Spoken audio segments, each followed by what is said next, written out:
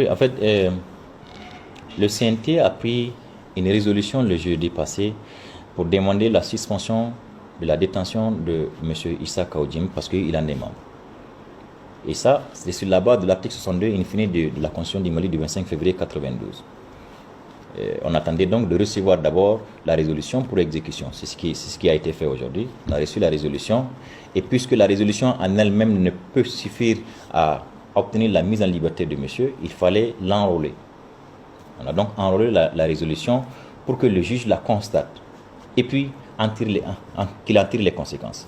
Et c'est ce qui a été fait. En fait, l'immunité parlementaire, c'est pour les débats à la barre de l'Assemblée.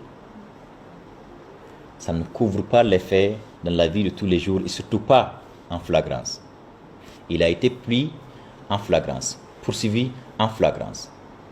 Donc, son immunité ne joue pas. Son immunité est inopérante. Je crois d'ailleurs que même la résolution, elle est simplement inspirée par le fait que les gens veulent se protéger. Parce qu'ils ne sont pas sûrs qu'ils peuvent se tenir droit. Ils ne sont pas sûrs qu'ils peuvent ne pas se retrouver en porte-à-faux de la loi. Voilà pourquoi ils se disent, j'ai même entendu l'un d'entre eux qui a dit que ceux qui ont voté contre la résolution, ils ne l'ont pas fait contre Issa Kaoudim, mais contre eux-mêmes. Que la résolution, c'est pour tout le monde, c'est pour eux tous. Ça veut dire ce que ça veut dire. Ça veut dire simplement qu'on a pris la résolution pour nous protéger. Le flagrant délit, c'est un mode de saisine. C'est l'un des modes de saisine du tribunal. C'est prévu à l'article 65 du Code de procédure pénale. Mais ce qu'ils oublient, c'est que la forme de la flagrance, elle est régie par les dispositions des articles 387 à 389 du Code de procédure pénale. Il y a des formalités substantielles à respecter absolument sous peine de nullité de la procédure. Ce qui a été strictement respecté par le parquet. Les avocats le savent, les avocats de la défense de M. Kaoudim, eux, ils le savent. Ensuite, ils ont dit que M. Kaoudim était poursuivi pour des crimes économiques, mais il n'en est rien. D'ailleurs, pour qui le sait, un procureur de la République ne peut pas saisir un tribunal correctionnel de faits criminels. C'est pas possible, ça. Il était poursuivi pour un délit de droit commun. Enfin, deux délits de droit commun. D'abord, atteinte au crédit de l'État, prévu et puni par les dispositions combinées des articles 58 et 167.1 du Code pénal, et puis incitation au trouble à l'ordre public. Donc, je ne vois pas en quoi ça c'est criminel. En rien. Il s'agit là, contrairement à ce qu'eux ils disent, non pas du crédit financier, mais du crédit moral, voire politique de l'État.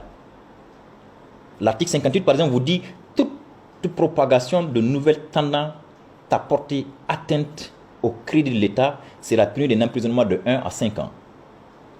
L'article 167.1 donne plus d'assises et va jusqu'à vous dire même les établissements publics ou les établissements dans lesquels l'État a une participation, si vous portez atteinte à leur crédit, c'est aussi une atteinte au crédit de l'État. Le seul, non pas le CNT, mais qui est en mesure de censurer les préventions portées par le parquet ainsi que les articles visés par lui, c'est le juge. Point. Pas le CNT. Ils sont sortis en fait de leur rôle en rentrant dans les qualifications, dans les histoires de qualification pénale. Il faut se mêler de ce que l'on maîtrise. Ils ne maîtrisent pas les procédures.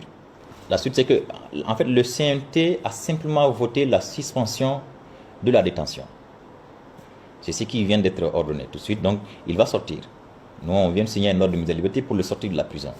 Mais le CNT n'a pas voté la suspension des poursuites. Ce qui veut dire qu'à la date du 3 décembre, il va comparaître à la barre. S'il est jugé coupable, s'il est jugé et déclaré coupable et condamné, il peut encore retourner en prison. C'est bien possible. Tout comme il peut aussi être jugé et déclaré non coupable, donc relaxé. C'est l'un des deux cas.